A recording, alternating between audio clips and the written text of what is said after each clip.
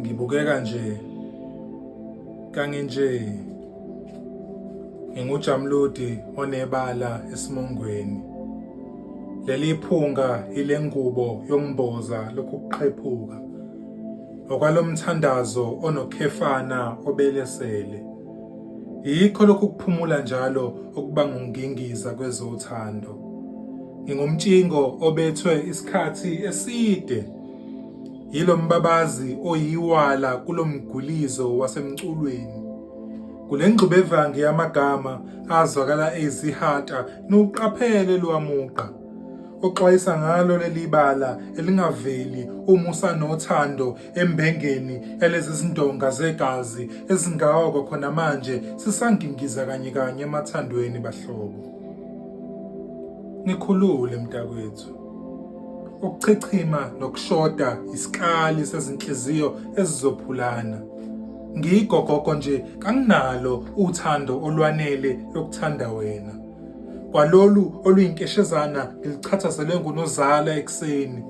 Ethi mntanami awukwazi ukubhekana nomhlaba ungaphethe thando esandleni. Lusebenzise kahle ngobuhlakani. Ungenzise kwami njengonyoko. Engalibhubhudla kihlo onginamhlanje angimazi waphelelaphi uyihlo waduka nezintaba nengxenye yothando lwami oluyisimanga. Isipho seqiniso kuye nguwe naso owangamkelisa ngephutha.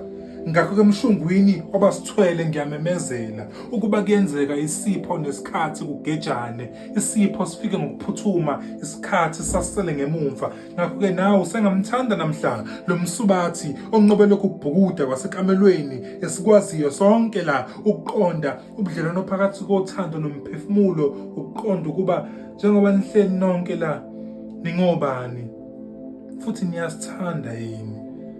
Umzimba ongenalo uthando ubonakala ngombala olaka.